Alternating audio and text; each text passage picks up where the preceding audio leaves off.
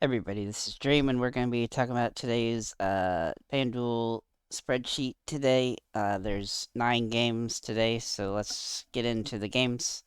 So the first game today is the Spurs and the Pacers. I will add real quick that the first 5 games have the higher scoring uh, Vegas lines, and the last 4 games actually have lower lines. So just keep that noted. It's a little strange how that actually worked out, where the games that start early have the highest lines, and the later games are all kind of slowed down games. But anyway, let's get into these teams. All right, so the Spurs. Um, so we have Murray, who his price is up, but he's done pretty good. Same with Total. His price is about where it's been. Um, White has a high floor, but he does have a low ceiling sometimes. And then, Walker, he's been starting the last 2 games, but he's 0-2. And Vassal has a very low score. So that's what we would need to know about that team. For the Pacers, Sabonis has been solid. Brogdon's been good when he's been available to play. He's questionable today along with Levert, so we do want to keep those 2 things and handle because that could change how this game goes. If Brogdon or Levert is out, Duarte is definitely going to be useful. Same with potentially McConnell, but he hasn't been very good with Brogdon out so far. Um, and Levert probably is not going to get enough minutes if he does play to actually 5x at this price point. Turner's been very hit or miss so far this season. To get into the Trailblazers, we have a lot of guys that are a little bit overpriced. McCollum and Nurkic are the 2 safest plays today. McCollum is safer than Lillard, and Lillard still seems to be overpriced for his production so far this season. I noticed yesterday's game that Lillard was giving McCollum the ball a lot for late in the game, heroics or situations. So that might be a lot of the reason why Lillard is not taking those shots, which, limits his fantasy output. As for the 76ers, uh, Embiid is got a low floor in a pace-up game though, so he has some potential. Same with Harris. They've both been playing pretty good without Simmons. Maxi's been okay, but he's priced up a little bit. Curry's got very low floor. He's very scoring dependent. If Embiid actually misses a game, then that could help Drummond, but not probably today.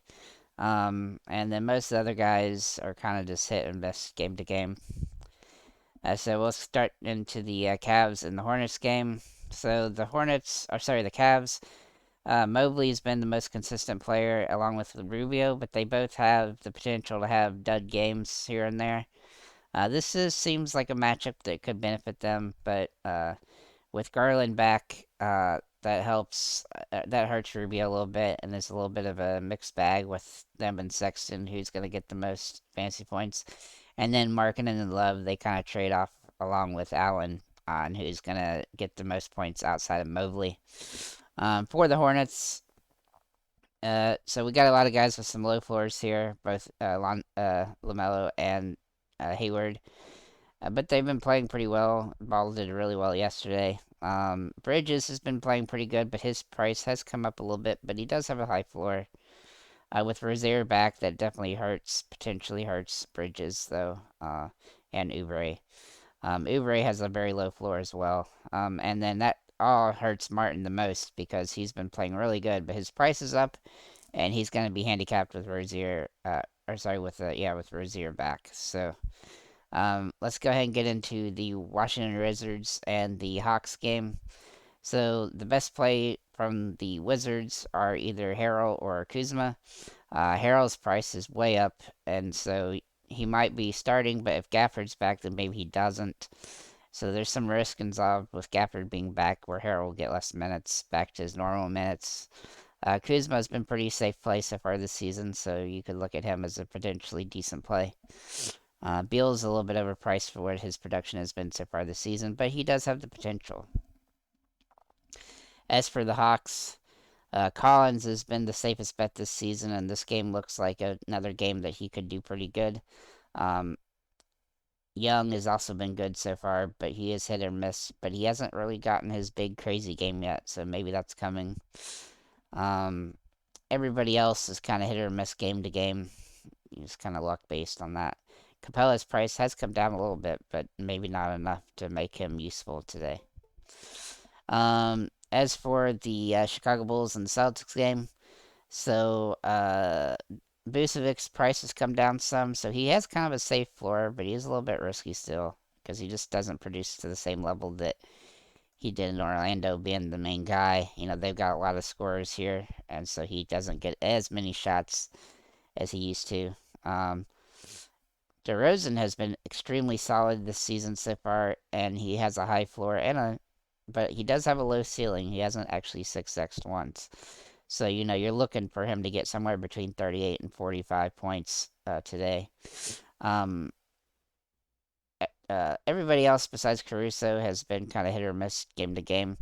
And then, of course, Jones Jr. is playing the last couple games, and so I'm not sure who that's really going to affect the most if he continues to play. But it's probably Ball at the most likely. As for the Celtics, um, so Horford is extremely high floor, but he only plays a limited amount of minutes. And then one thing I noticed about the Celtics team as a whole is that in the 6 games that they played, 3 of them have been overtime games, and a lot of their guys seem to have benefited from that when it comes from, you know, these five, you know, how many times they 5x in the last 6 games. Schroeder looks solid, but again, 3 of those games that he's 5x were in overtime games, and that can also be true for uh, Tatum and Smart. So you just want to keep those things in mind for this team. So they all have kind of low floors, Brown and Smart, but you know, Schroeder's been okay even without that, so he'd probably be a decent okay play. But he does have minute issues, you know, that you could run into. So let's get up here in the Raptors and the Knicks game.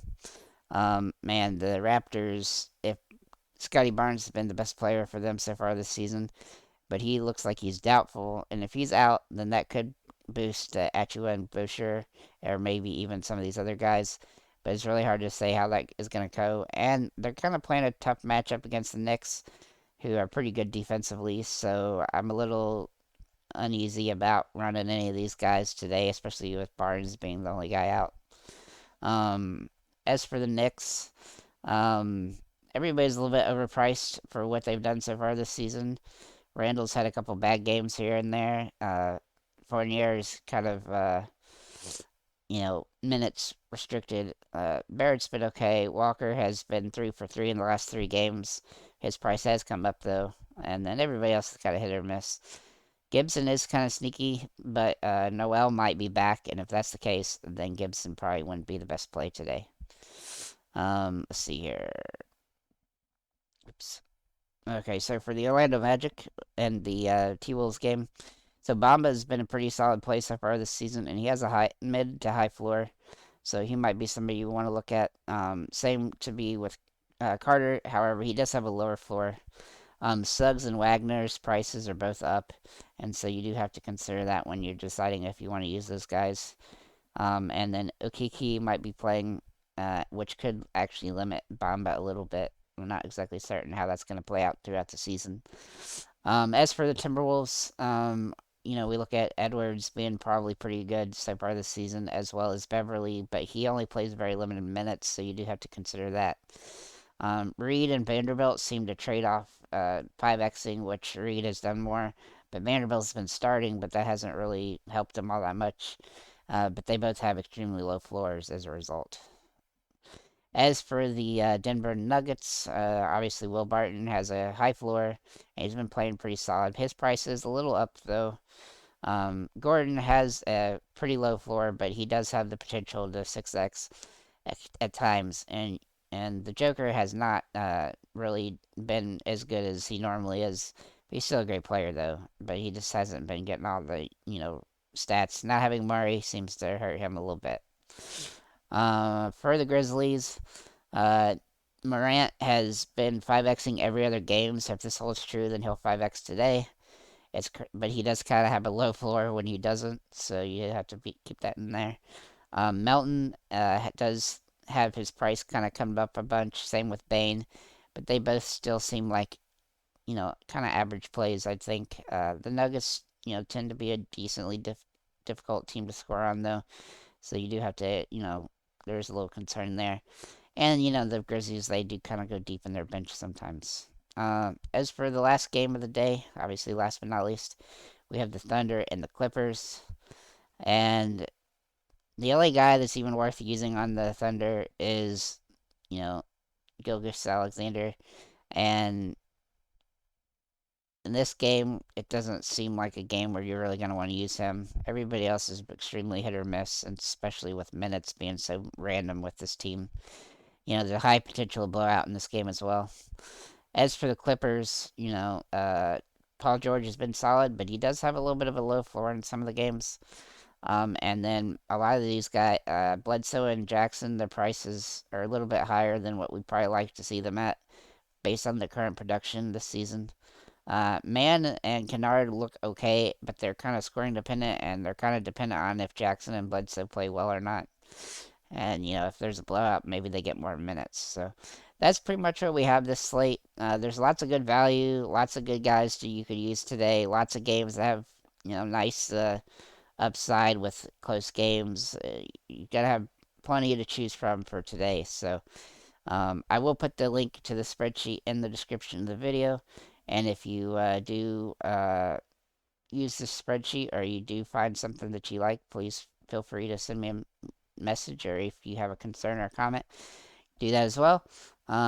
Thanks for liking, commenting, and subscribing, and have a nice day, guys.